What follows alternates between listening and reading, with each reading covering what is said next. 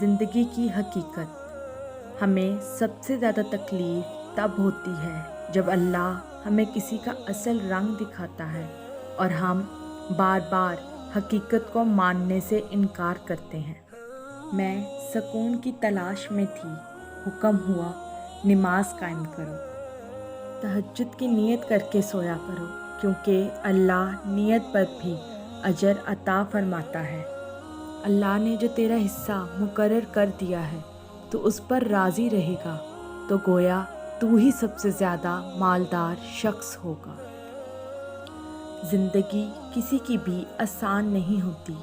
ज़िंदगी को आसान बनाया जाता है प्यार से, खलूस से, अपनायत से और सबसे बढ़कर बर्दाश्त से। जब इंसान इस बात पर भरोसा कर लेता है कि अल्लाह के सिवा कोई इसकी ज़रूरत पूरी नहीं कर सकता, तो अल्लाह अपने बंदे को कभी मायूस नहीं करता।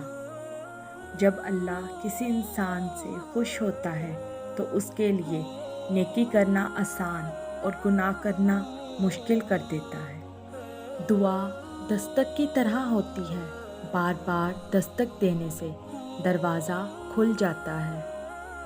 छोटे छोटे गुनाहों से बचो, क्योंकि ये बड़े बड़े गुनाहों की तरफ ले जाते हैं। अल्लाह जब किसी की मदद करना चाहता है तो नामालूम से ऐसे वसीले बनाता है कि नामुमकिन भी मुमकिन हो जाता है।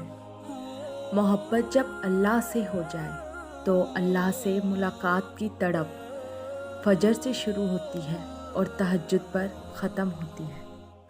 हमारा असल घर कब्र है और कब्र माल से नहीं, नेक अमाल से रोशन होगी।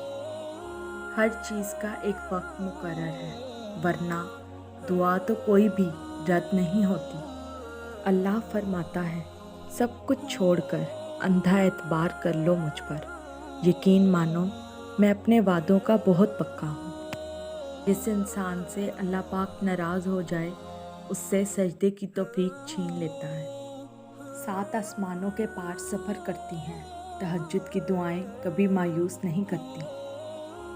ऐ अल्लाह, हमारे माँ बाप की उम्र दराज कर कि इनकी दुआओं के बगैर हमारी ज़िंदगी अधूरी है।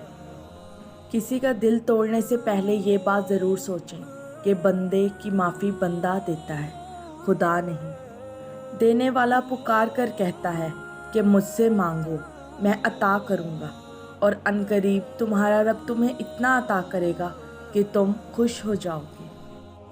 अल्लाह नवाज देगा हर उस चीज़ से जिसके लिए तुम्हारा दिल तड़पता है, जिसके लिए तुम रात भर सो नहीं पाते, जिसके लिए तुम रात भर बच्चों की तरह रोते हो, जिसके लिए तुम्हारे दिल में बेसुकूनी है। जब तुम अपने अल्लाह पर इतना यकीन रखोगे तो वो कैसे तुम्हें मायूस होने देगा।